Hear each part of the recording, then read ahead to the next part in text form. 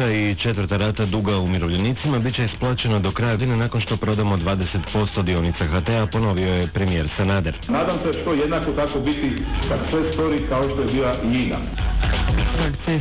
Iz SDP-a poručuju da je to debakl mirovinske politike HDZ-a. Ja bih rekao da smo mi to radili bez parola, bez pečenog vola, ako hoćete da se rimuje. Izmenama zakona o boravišnoj pristojbi vlada predlaže zoniranje turističkih mjesta. Slovenska se vlada ogradila od takozvanog podobnikovog zemljovida. Srbija je konačno dobila novu vladu koju tepaju da je demokratska. A Nicolas Sarkozy je ušao u Elizejsku palaču nakon pobjede na izborima. Moramo raskinuti s prošlošću s dosadašnjim načinom vođenja države, istaknuo je. Naročito je naglasio da će se udaljiti od prakse svog prethodnika.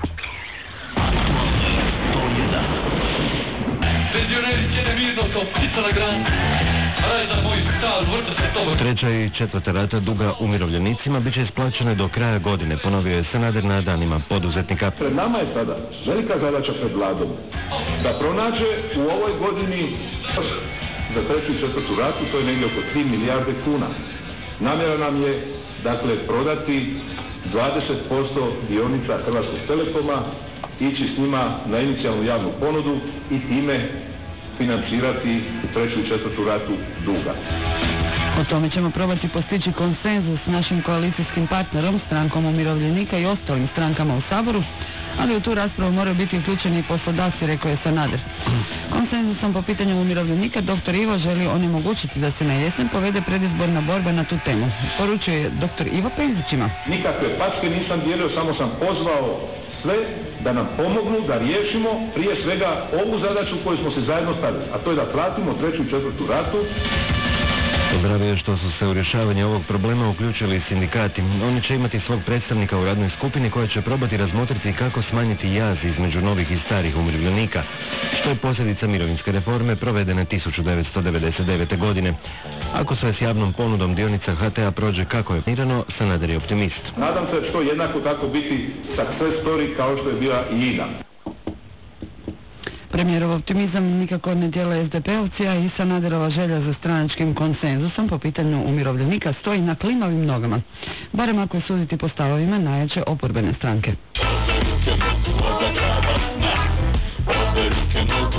Praksa u kojoj se stranka umirovljenika bahato ucjenjuje od strane premijera Sanadera nije ništa novo za HDZ, ali ovaj put pokazuje kolaps i debakl mirovinske politike vladajuće stranke, smatra SDP-ovac Davorko Vidović. Kako veli, nije istina da je HDZ-ova vlast prva prepoznala problem duga umirovljenicima. Dapače, sami HDZ-ovci su na adrese 250.000 umirovljenika poslali obavijest da oni nemaju pravo na isplatu duga, jer im je on već isplaćen za vrijeme koalicijske vlade kao povišica mirovine, što je na kraju i uzrokovalo razlike između novih i starih umirovljenika. Koalicijska vlada tada se nije hvalila povratom duga, jer im je to tako i tako bila ustavna obveza. Ja bih rekao da smo mi to radili bez parola, bez pečenog vola, ako hoćete da se rimuje. I to sa rukama iznad stola, i to mirovina cijela, a ne pola. Evo da budemo u stihu. Nadodao je Vidović da se nijedan zahtjev stranke umirovljenika iz sporazuma s HDZ-om nije ispunio, osim ono koji Penzić obvezuje da podrže HDZ u vlasti. Sve ovo je rečeno tijekom predstavljanja kandidature Tonina Picule za predsjednika stranke. Osim pobjede na izborima, Picula građanima nudi i jačanje osjećaja sigurnosti, prije svega one materijalne. Hrvatski građanin danas je ugrožen. On je ugrožen kao umirovljenik, on je ugrožen kao radnik. Hrvatski građanin danas je ugrožen kao pacijent zbog lošeg stanja u zdravstvenom sustavu i on je svakako ugrožen kao poduzetnik. To su svi elementi koji hrane osjećaj nesigurnosti ovog trenutka u našoj zemlji. Stoga Tonino želi obnoviti gospodarstvo i to poticanjem razvoja i zapošljavanja. Najavio je borbu protiv korupcije, pogotovo one koja, kako veli, svoje krakove usmjerila i njima obuhvatila institucije vlasti. Kao veliki problem Picula vidi i stanogradnju, pa stoga predlaže potpuno novi sustav stanogradnje koji će uključivati puno više izgradnje socijalnih stanova, odnosno stanogradnje namijenjene onim mladim ljudima, pogotovo bračnim parovima, koji će plaćati cijenu najamnine nižu od one koja danas vlada na crnom tržištu. Slušate Aktualni 101.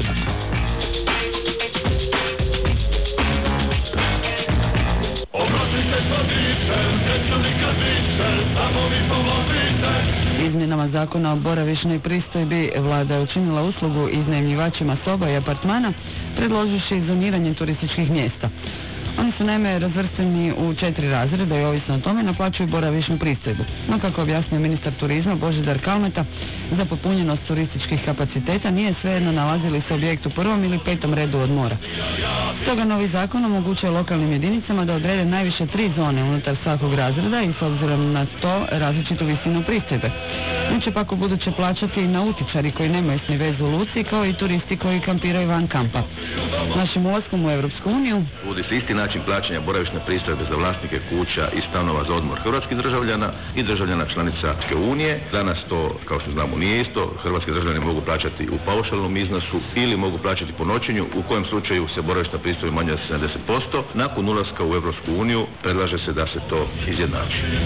Vladajući su 36 milijuna kuna viška prihoda Hrvatske agencije za telekomunikacije odlučili uložiti u razvoj infrastrukture širokopojasnog pristupa internetu na područjima od posebne državne skrbi, brdsko-planinskim područjima i na otocima. Pozor, aktualni 101, u eteru, radija 101. Će si na svojoj strani. Slovenska vlada ogradila se od takozvanog podobnikova zemljovida slovensko-hrvatske granice. Budući da slovenski premijer Janez Janša nije želio odbaciti povezanost njegove vlade i šefa Slovenske nacionalne alijanse Marijana Podobnika, to je danas učinio njegov savjetnik za odnose s javnošću Rok Srakar. On je pismeno odgovorio da se u ovom slučaju radi o privatnoj inicijativi koja nema nikakve veze sa službenom Ljubljanom. Podobnik je predstavljanjem nove karte slovensko-hrvatske granice i najavom prikupljanja potpisa slovenskih državljana za referendum o ulasku Hrvatske u Europsku uniju izazvao priličan šok i reakcije državnih dužnosnika u Lijepoj našoj.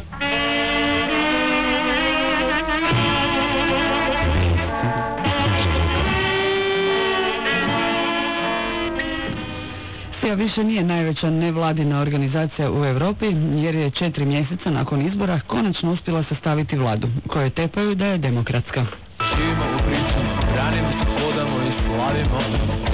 Srpski je parlament pola sata prije isteka ustavnog roka izabrao novu vladu unatoč žustre raspravi i prekidu sjednice koja je izazvala informacija da u centru Beograda traje lov na Ratka Mladića.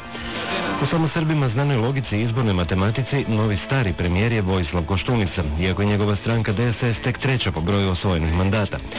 U takozvanoj koaliciji demokratskih stranaka najviše mandata ima Demokratska stranka predsjednika Borisa Tadića, koja je dobila mjesto potpredsjednika vlade, ali i većinu ministarstava. Kako bi se zadovoljili apetiti svih koalicijskih partnera, Srbija je dobila 5 novih ministarstava. Među ostalima osnovano je ministarstvo za toliko spominjano Kosovo, dok je na primjer ministarstvo za ljudska i manjinska prava ukinuto. Danas je održana i prva sjednica nove vlade, a premijer Koštunica Zvan Kalašnikov istaknuo je da Srbija želi ući u Europsku uniju jedino s Kosovom u svom sastavu, s čime se složio i predsjednik Tadić. Obzirom na njihove stavove o Kosovu sigurno nije dobra sjela najava Washingtona da će samostalno priznati Kosovo u slučaju da Rusija stavi veto na rezoluciju Vijeća sigurnosti. Što se suradnje s Haškim sudom tiče, Srbi su dalje jaki na riječima. Srbijanski predsjednik Tadić poručio nakon izbora nove vlade da će Ratko Mladić sigurno biti uhapšen ako se skriva u Srbiji. Krećemo u opsežne akcije, istrage, svaki dan. Želimo da niko u svetu ne pomisli da mi izbjegavamo naše zakonske obaveze i međunarodne zakonske obaveze. Ukoliko je Mladić u Srbiji, on će biti uhapšen. Ukoliko nije u Srbiji, bit ćemo prilici da ponudimo valjane dokaze da nije u Srbiji.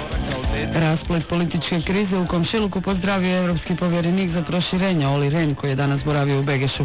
On je kao da je zaboravio posljednje Koštuničine izjave i izrazio zadovoljstvo što je nova vlada jasno posvećena europskim integracijama.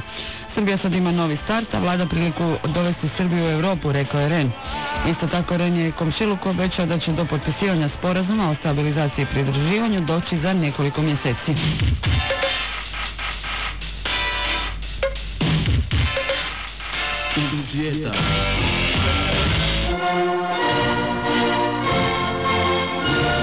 Nicolas Sarkozy prisegnuo je za novog predsjednika Francuske, preuzevši dužnost od svog prethodnika, konzervativca Jacquesa Chiraca.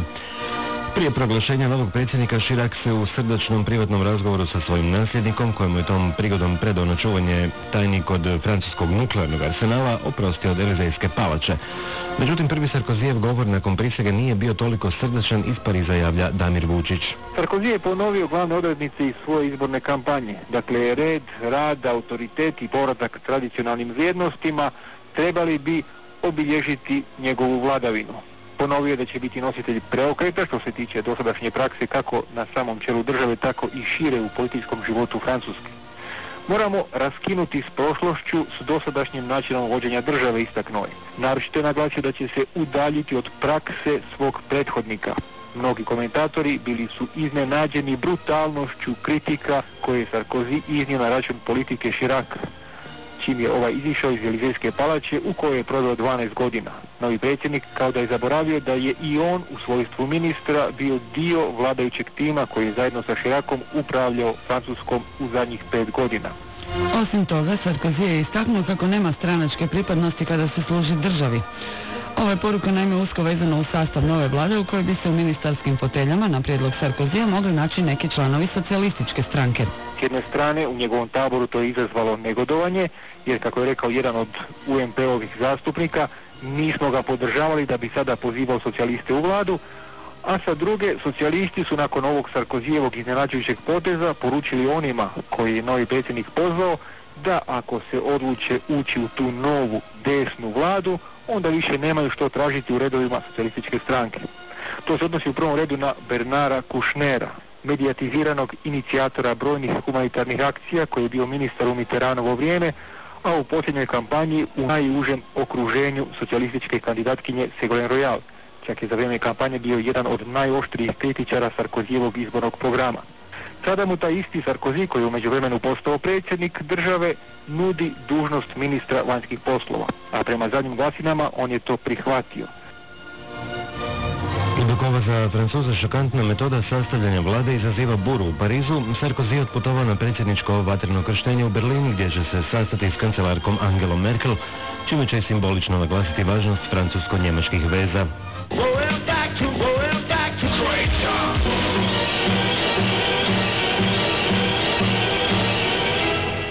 U Zagrebu je danas boravio portugalski ministar vanjskih poslova koji od 1. srpnja preuzima predsjedanje Evropskom unijom.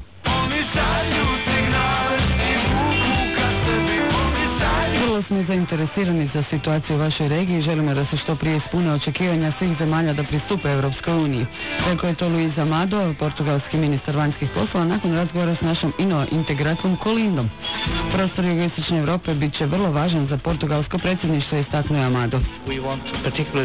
Osobito želimo stvoriti uvjete kako bismo ubrzali proces ulaska Hrvatske u Evropsku uniju i sljedećih nekoliko mjeseci intenzivno ćemo raditi na tome da otvorimo što više poglavlja i damo impuls pregovorima. Naša je odgovornost tijekom predsjedanja da vršimo pritisak na europske institucije, osobito na komisiju, isto tako da promoviramo s našim kolegama u ministarskom vijeću politički pritisak koji je potreban kako bismo stvorili uvjete za održivu situaciju mira i ekonomskog razvoja u cijeloj regiji.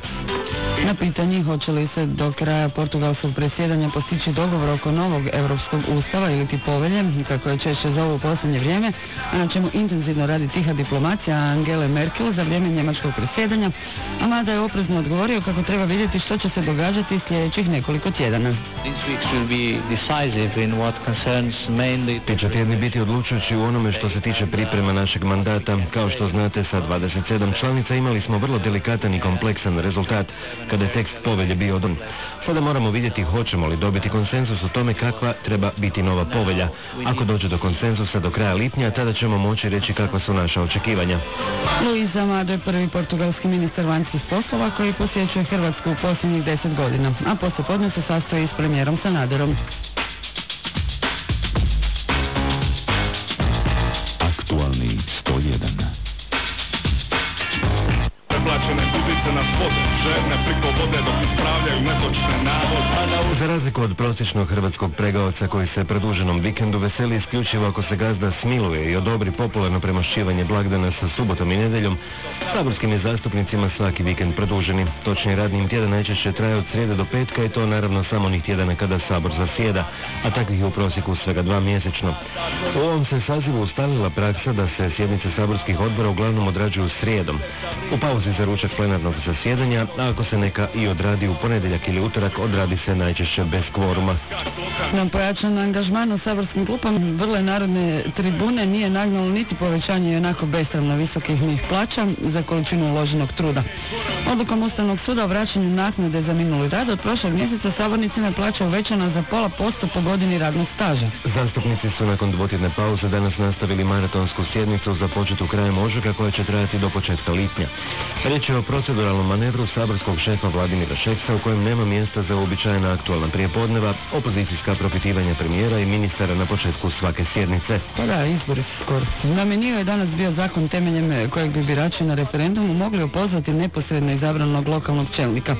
Zakonu se usprotivila sva opozicija, a i HDZ-u priklonjeni HSLS. Vele da je neprovediv i konfuzan i da će općine, gradovi i županije uvesti u nestabilnost i stalne političke sukobe.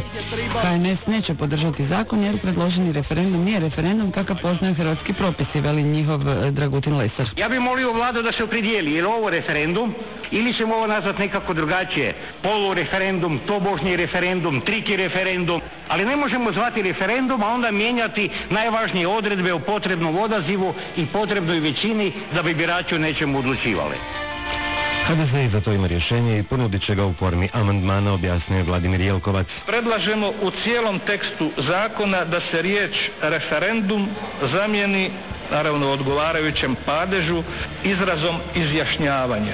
Jer ovdje se ne radi o klasičnom referendumu, nego o izjašnjavanju, o povjerenju nositelju izvršne vlasti. Do idućih redovnih lokalnih izbora u svibnju 2009. godine ima sasvim dovoljno vremena za politički konsenzus oko novog paketa zakona o lokalnoj samoupravi i ne trebaju nam ovakva parcijalna rješenja, upozorava SDP-ovac Zvonimir Mršić. Pa nije suština u lokalnoj samoupravi kako ćete izabrati ili razriješiti gradonačelnika. Suština je u tome što će on raditi, kakve će ovlasti i odgovornosti imati, kojim novcima će raspolagati lokalna samouprava. To ne da nema ovdje odgovora, o tome se ni ne naslučuje.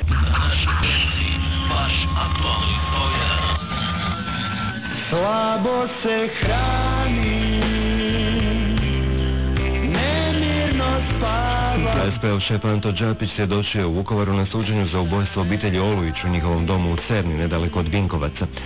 Đapić je na sudu izjavio da je za ubojstvo te obitelji, za što je optuženo 5 pripadnika HOS-a, doznao tek iz novina, te da prije toga o tome nije ništa znao.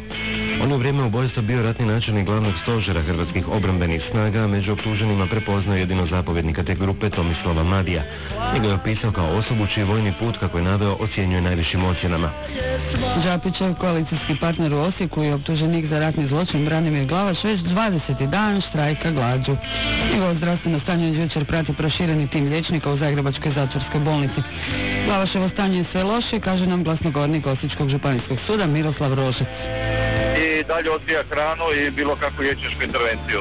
Istovremeno Rožac je neslužbeno saznao da bi ostali okrivljeni u slučaju Seotep, koji također u osječkom zatvoru štrajka glađu mogli prekinuti svoje gladovanje. Neslužbeno danas prije podne sam dobio da je Gordana Gitoš-Magdić prebačena iz kliničke bolnice Osijek u pritvor zatvora u Osijeku.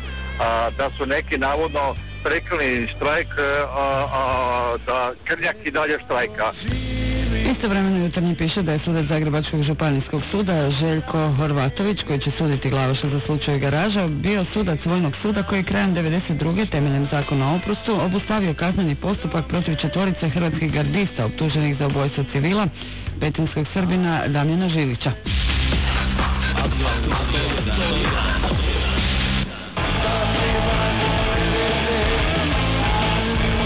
U kaznionici Lepoglava jučer nakon večere potukla su se 8 zatvorenika, a kako piše Večernji, sukobili su se Srbi i Hrvati osuđeni za ratne zločine. Navodno su u fajtu u kojem su ozlijeđena 4 zatvorenika sudjelovala i 2 pravomoćno osuđenih ratnih zločinaca u Lori, Davor Banić, Bokser i Ante Gudić.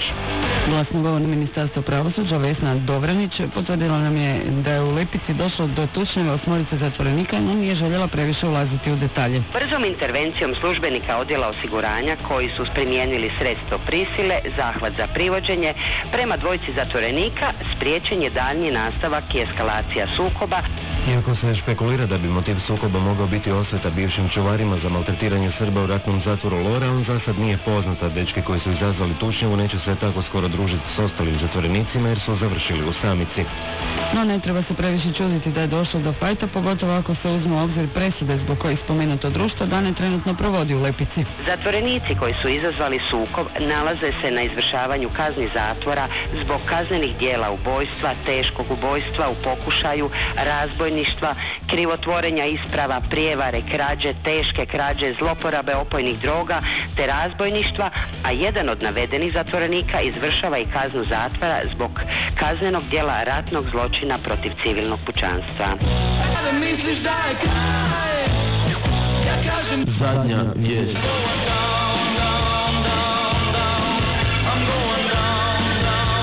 Taman kad se pomislilo da Brodosplit ne može potonuti dublje u kaljuži malverzacija, prijevara i katastrofalnog poslovanja, splitski je škver prema nalazu FINA-e prošlu godinu zaključio s velikim gubicima. Nezavisni financijski stručnjak koji četvrt stoljeća prati rad splitskog brodogradilišta za Večernji ustvrdio kako je u prošloj godini škver izgubio nevjerojatnih $114 milijuna. Iako je brodogradilište serviralo nalaz FINA-e, prema kojem je izgubljeno tek oko 100 milijuna kuna, nezavisni analitičar ističe da je Brodosplit u protekloj godini prihodovao 1,3 milijuna kuna, a spiskao fantastične 2 milijarde. Jednostavno matematikom dolazi se do podatka o pušingu vrtoglavih 700 milija kuna u 2006. Još ako se tome pridoda gubitak od 520 milijuna u 2005.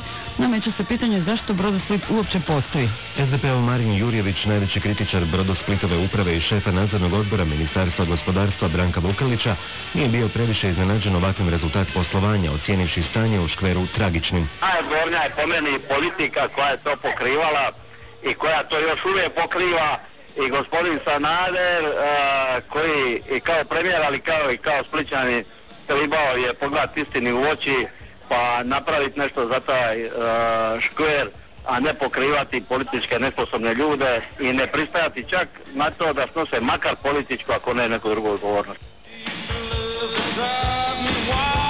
No Jurjević smatra da Brodosplit pod svaku cijenu mora opstati. Za njega nisu sporne ni državne subvencije koje godišnje pojedu 57 milijuna kuna proračunske love, već jedino isključivo nesposobna uprava koja je i dovela do ove gospodarske sramote. Da takav stav drži vodu pokazuje činjenica kako je Brodosplit na sirovine potrošio 89% prihoda od prodaje, dok je konkurentski Uljanik za istu stvar trebao samo 60% prihoda. Mislim da brodogradnja vezuje toliko drugih proizvodnji da ona nužna Hrvatskoj i potrebna. Ja sam zadnji koji bi bio protiv brodogradnje, ali protiv ovakvog koncepta je brodogradnje, da. A naravno protiv političkih zaštitnika svega onoga što se samo dešavalo, a uvjerava se ovo nije kraj. Istina će se tek saznati, ona neće biti lijepa za njih. Naravno, pod ko zna koji put komentar oko afere Brodosplit pokušali smo dobiti u vladi, no po običaju dobili smo jedno veliko ništa.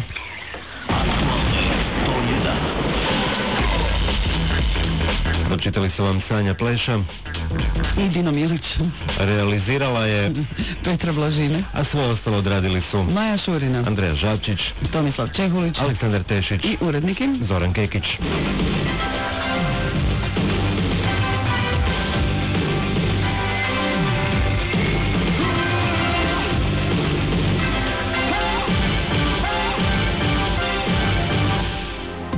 Prognoza za sutra. Još jedan uspješan dan.